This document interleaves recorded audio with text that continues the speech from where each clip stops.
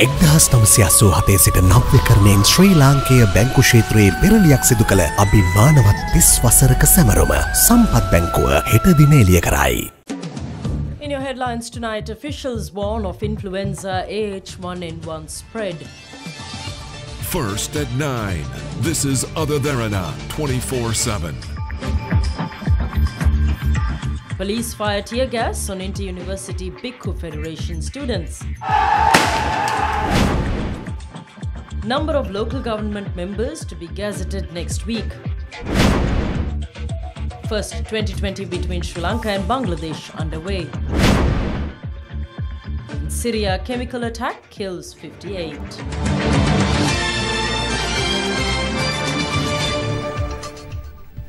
A very good evening to you and thank you for joining us here at Derana 24/7 News. I'm Dasaman Prematunga. Let's take a look at the local news first. We start off on a very somber note today. The final rites of the chief prelate of the Amarapura Mahanikaya, the most venerable Aggamaha Pandita Dawuldana ஞானீஸ்வர Thero, is organized to be held on Thursday with full state honours. The remains of the Mahanayaka Thero are currently kept at the Sri Vaidya Vijaya Aramaya in Pagoda for the public to pay their last respects.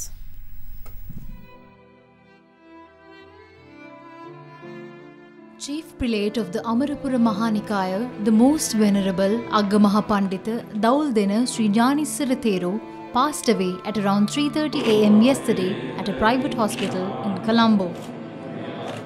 The Mahanayaka Thero was born on the 31st of December 1915 in Dawuldana in the Badulla district. Venerable Aggamaha Pandita Dawuldana Sri ஞானீஸ்வர Thero entered the Buddha Sasana on the 8th of March 1928 and was ordained in 1935. In 2003, the Venerable Thero was appointed the Chief Prelate of the Amarapura Mahanikaya. Venerable Aggamaha Pandita Dawuldana Thero's remains were brought to the Sri Vidya Vijayarama in Pagoda yesterday. Since then, many including politicians have visited the temple to pay their last respects. President Maithripala Sirisena visited the Sri Vidya Vijayarama in Pagoda this morning to pay his final respects.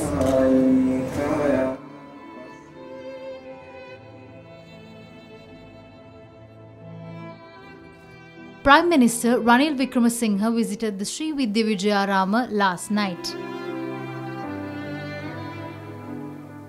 Former President Mahinda Rajapaksa visited the Sri Vidya Vijayarama last night. Most Venerable Dawuldana Sri ஞானீஸ்வர Thero's cremation ceremony will be held on Thursday afternoon, the 6th of April at the Independence Square with full state honours.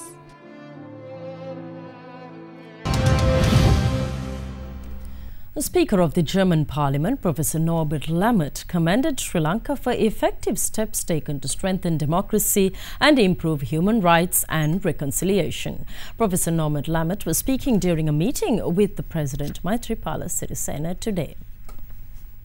The meeting between President Maithripala Sirisena and Speaker of the German Parliament, Professor Norbert Lammert, took place at the President's house in Colombo today. During the meeting, President Sirisena conveyed that his discussions with German Chancellor Angela Merkel in Berlin last year had laid a strong foundation for further expansion of bilateral cooperation between the two countries. Meanwhile, Professor Lammert had congratulated President Sirisena for strengthening democratic institutions in the country through the 19th Amendment to the Constitution. The Speaker of the German Parliament had also expressed his fullest support for Sri Lanka's reconciliation process through constitutional changes.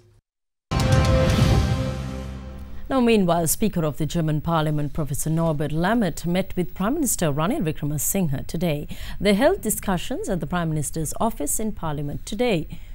Professor Lammert is also expected to meet with opposition leader R. Sambandhan and several civil representatives tomorrow. The visit to Sri Lanka mainly focuses on developments in the area of reconciliation as well as the national process towards economic and democratic reforms.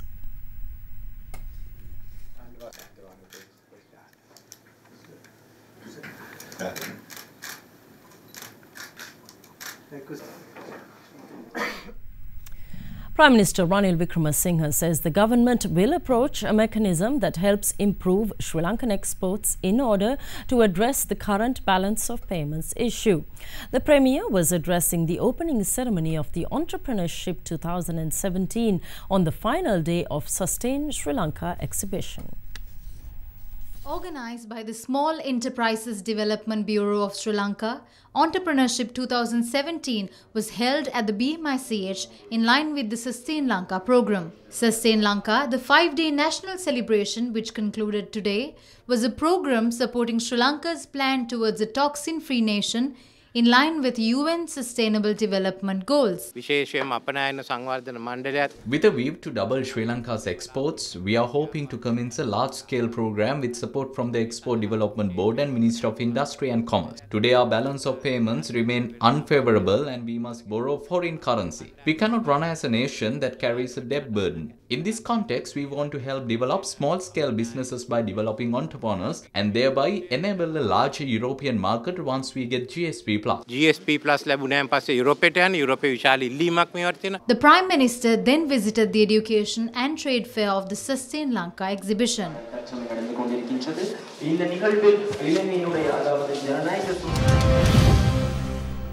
The Minister of Local Government Faisal Mustafa says that the Gazette notification pertaining to the increase of local government members will be established next week. The Minister expressed these views responding to questions raised by MP Dallas Alahaperuma in Parliament today. Minister Faisal Mustafa told Parliament that a delimitation commission has not been appointed by the current government. He emphasized that only a special committee on delimitation has been appointed to review the demarcation of electoral boundaries in local government wards. Minister Mustafa went on to say that it is the responsibility of the Elections Commission to hold local government polls. Responding to parliamentarian Dallas Alahaperuma and Speaker Karojaya Surya's questions, the Minister of Local Government assured that the Gazette notification pertaining to the increase of local government members will be sent by next week.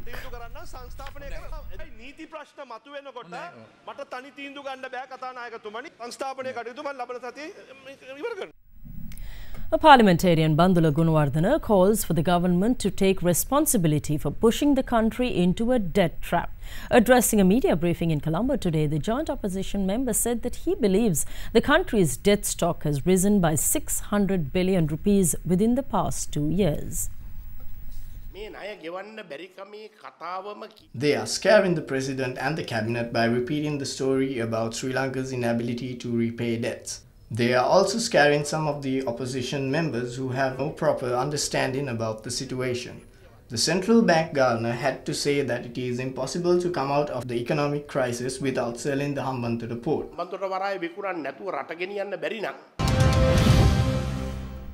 The police fired tear gas and water cannons to disperse a protest march organized by the Inter-University Bhikkhu Federation near the Lotus Roundabout in Colombo this afternoon.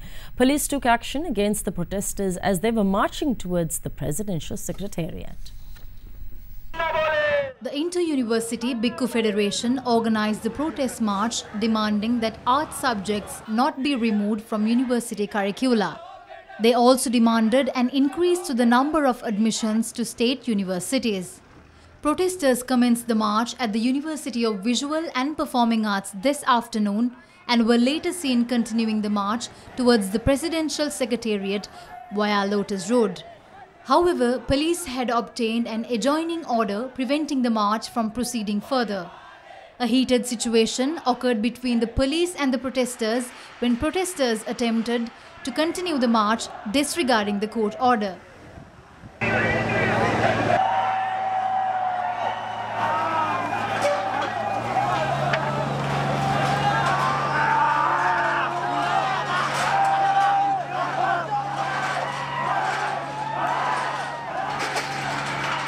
As a result, police used tear gas and water cannons to disperse protesters.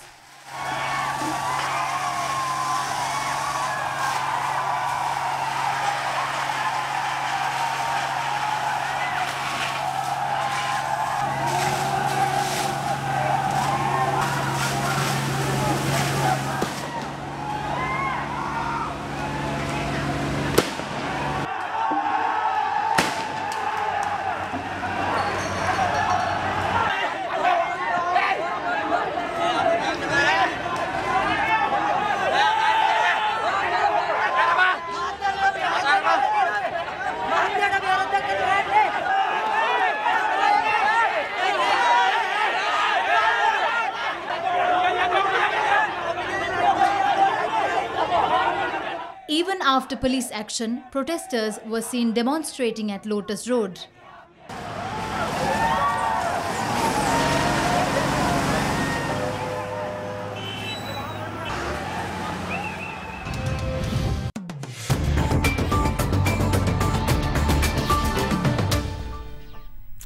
Welcome back and taking a look at your business news tonight. The chairman of the Colombo Stock Exchange says that Sri Lanka must resort to a manufacturing-based economy in order to achieve the country's economic development targets.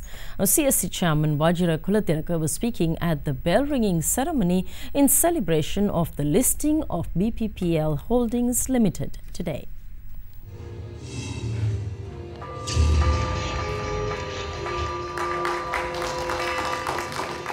When the country was driving on different path, manufacturing was the base. Everybody wanted to do something in manufacturing. But that went away from the country and people thought of trading, mainly because of the risk-taking ability diminished because of the war and problems that we had. I don't think Sri Lanka can leapfrog and reach a different stage of growth without this manufacturing base.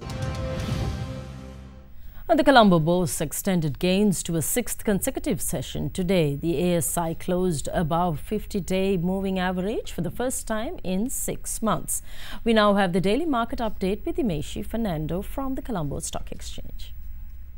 The benchmark all-share price index gained 66.68 points to close at 6,146.69, while the S&P Sri Lanka 20 index gained 52.36 points to close at 3,495.48. The turnover was 1.3 billion rupees with 20.6 million shares changing hands in 4,215 trades. The market capitalization at the end of the day was 2,703.8 billion rupees. Top 5 gainers of the day were Lucky Lanka, City Housing and Real Estate, Amana Takaful, Kothmale Holdings and Agstar, while the top 5 losers were Blue Diamonds, Non-Voting, SNB Leasing, Bearville Resorts, Tangerine Beach Hotels and Asia Asset Finance. Today's foreign purchases were 1.1 billion rupees and foreign sales were 985.62 million rupees. There were 4 crossings today and the crossings turnover was 750.41 million rupees. And here's a look at how the Sri Lankan rupee traded against other currencies during the day today.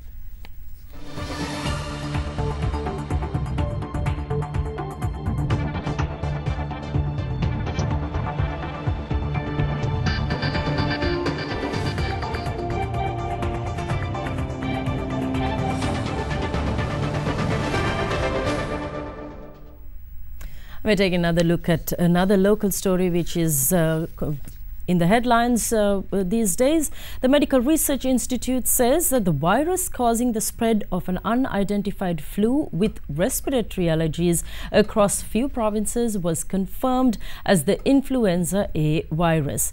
Now, Director of the MRI, Dr. Lakshmi Kumarathilaka, said that there is a possible risk of the H1N1 flu spreading across the provinces.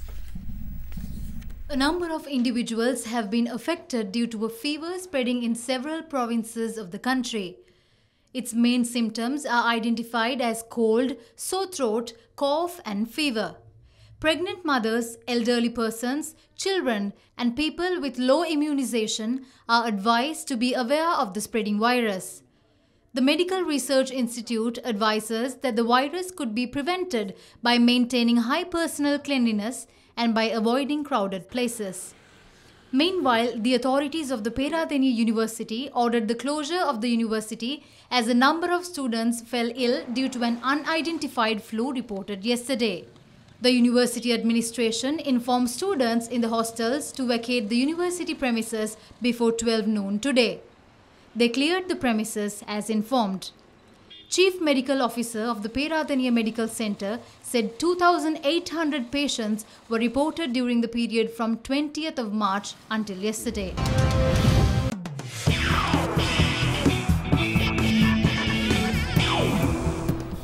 And it's definitely cricket news. The first 2020 match between Sri Lanka and Bangladesh started at the R. Premadasa Stadium today. Now, in the opening of the match, Bangladesh player Mashrafe Mortaza announced his retirement from the T20s.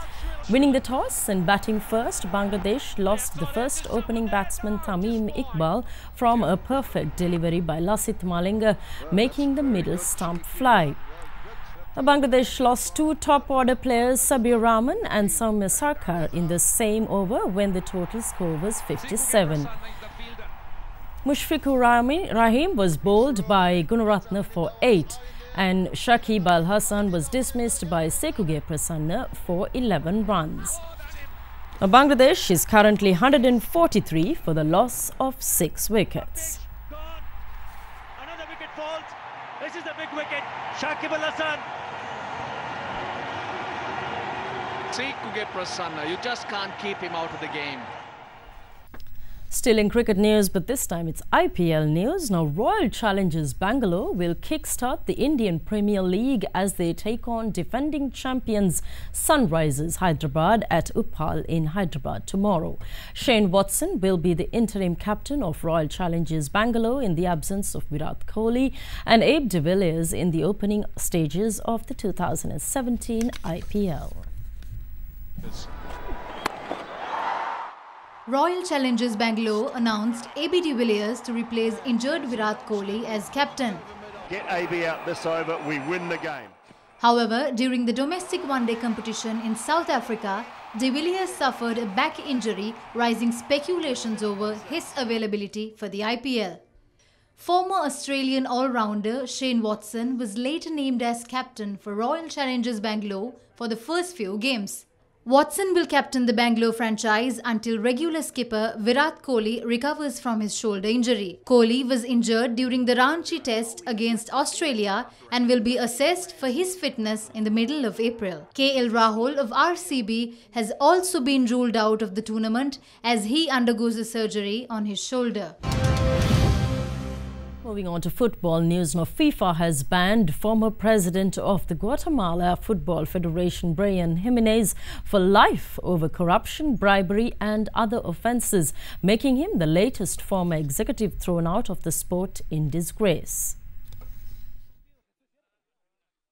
FIFA's Ethics Committee announced yesterday that former Guatemalan football chief Brian Jimenez has been banned from the sport for life for offences which included bribery and corruption. Jimenez, also a former member of a FIFA committee for fair play and social responsibility, was among several dozen officials who were indicted in the United States in 2015, speaking the biggest corruption scandal in the history of the global soccer body. He pleaded guilty to racketeering and corruption charges before a US judge in July and is due to be sentenced on April 28th. The Ethics Committee said in a statement that Jimenez, who headed the Guatemala Football Association from 2009 to 2015, had been found to have violated 6 articles of FIFA's own code of ethics. It said that Jimenez, quote, asked for and received bribes, unquote, from sports marketing companies in relation to the award of television and sponsorship rights for World Cup qualifiers in Central America and for Guatemala's participation in international friendlies.